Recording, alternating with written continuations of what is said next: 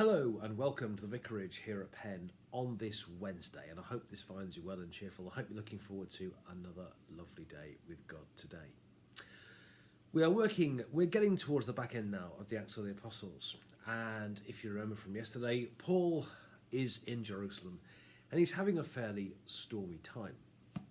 I suppose he'd been warned it was to be the case, but nonetheless, he arrives in Jerusalem, is fairly well received when he arrives, and then he gets accused by some Jewish nationalists of subverting the Jewish nation. So a crowd gets whipped up, they accuse him of blasphemy, and they're baying for his blood. He gets rescued from the one crowd, and then is allowed to speak. And then at the end of his speech, they're not happy with what he said, so they try and kill him again. So he gets rescued from the crowd a second time. He gets taken away by the Romans, who want to know what the problem is, so they're going to torture him to get the information. And by telling him that he's a Roman citizen, he escapes torture.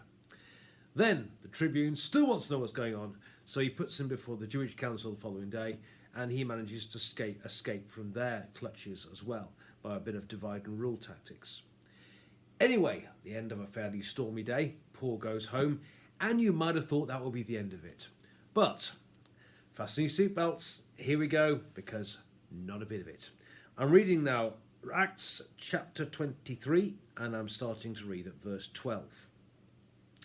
In the morning, the Jews joined in a conspiracy and bound themselves by an oath, neither to eat nor drink until they'd killed Paul. There were more than 40 who joined in this conspiracy. They went to the chief priests and elders and said, "We have strictly bound ourselves by an oath to taste no food until we've killed Paul. Now then, you and the council must notify the tribune to bring him down tomorrow to you, on the pretext that you want to make a more thorough examination of his case, and we are ready to do away with him before he arrives." Now the son of Paul's sister heard about the ambush, and so he went and gained entrance to the barracks and told Paul. Paul called one of the centurions and said, "Take this man to the tribune, for he has something to report to him."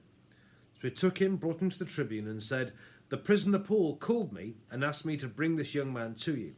He has something to tell you." The tribune took him by the hand, drew him aside privately, and asked, "What is it you have to report to me?" He answered, "The Jews have agreed to ask you to bring Paul to the council tomorrow, as though they were going to inquire more thoroughly into his case. But do not be persuaded by them, for more than 40 of their men are lying in ambush for him. They have bound themselves by an oath neither to eat nor drink until they kill him. They are ready now and waiting for your consent." So the tribune dismissed the young man, ordering him, "Tell no one that you've informed me of this." Then he summoned 2 of the centurions and said, "Get ready to leave by 9 o'clock tonight for Caesarea with 200 soldiers, 70 horsemen, and 200 spearmen. Also provide mounts for Paul to ride and take him safely to Felix the governor." He wrote a letter to this effect: "Claudius Lysias, to His Excellency the Governor Felix, greetings. This man was seized by the Jews and was about to be killed by them. But when I learned he was a Roman citizen, I came with the guard and rescued him. Since I wanted to know the charge for which they'd accused him, I had brought him to their council. I found that he was accused concerning questions of their law, but was charged with nothing deserving death or imprisonment.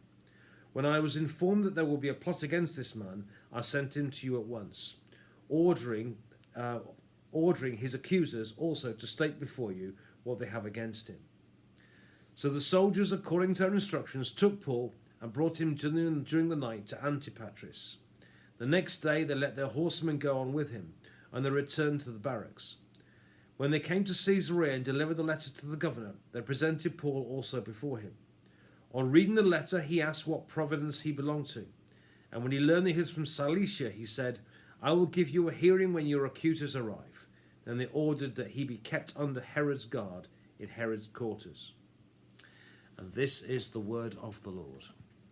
Thanks be to God. So like I said, Paul may have thought that was the end of it, but not so, because there's this plot to kill him.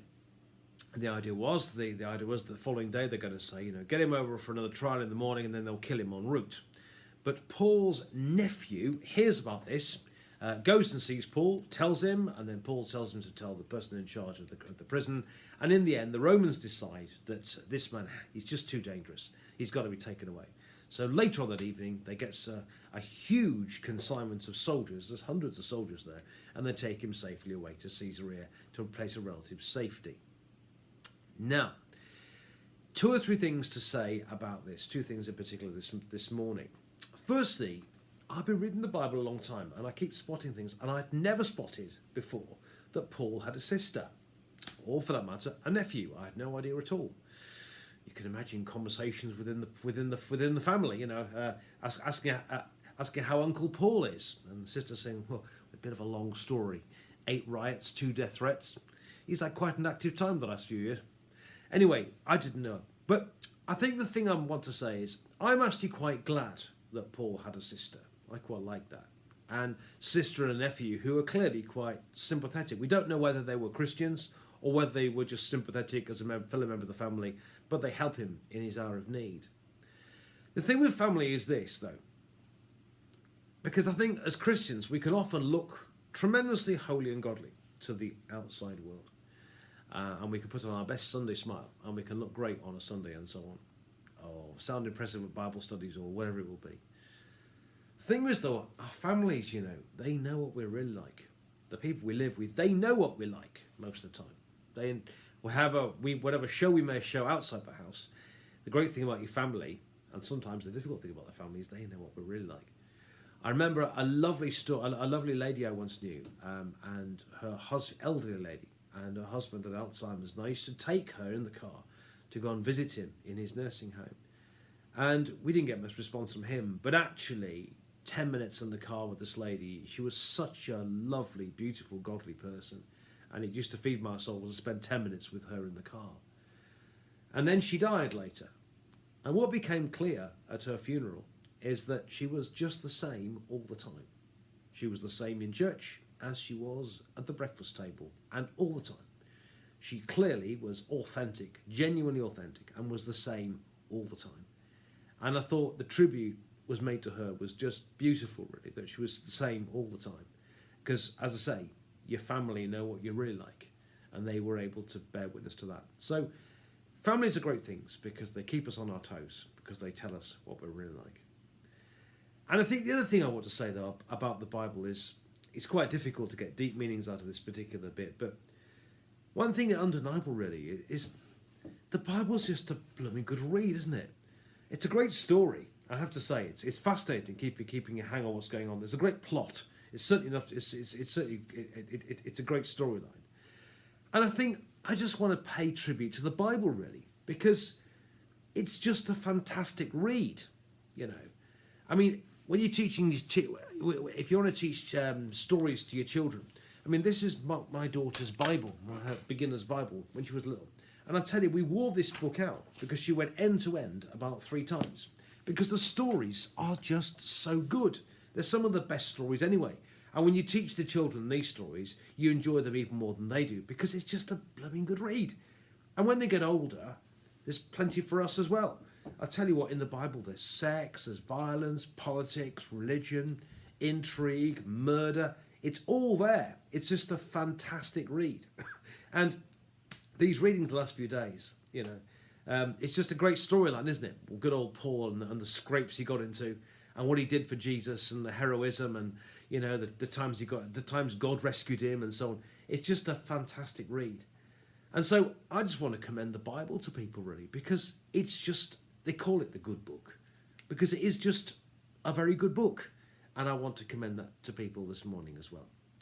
So 2 things really this morning. Firstly, to say, I'm really glad that Paul had a sister and a nephew who were sympathetic to him. I'm glad because he, like the rest of us, because I'm glad he had a family, because families tell us know what we're really like. Secondly, I want to pay tribute to the Bible as just being a blooming good book. It's a great read. I love it. I'm still getting more out of it years and years down the track, and it gets more exciting with the years that pass me by. As I say, it's just a fantastic read. And the third thing I want to say, just a quick one, is Paul gets taken away to this new governor. And having mentioned yesterday that Paul, I think, is the patron saint of pussycats because he had 9 lives, he gets taken to Governor Felix. And of course, Felix is Latin for cat. So I think the patron saint of pussycats gets taken to the governor cat. I think that's quite funny. Anyway, on trivial note,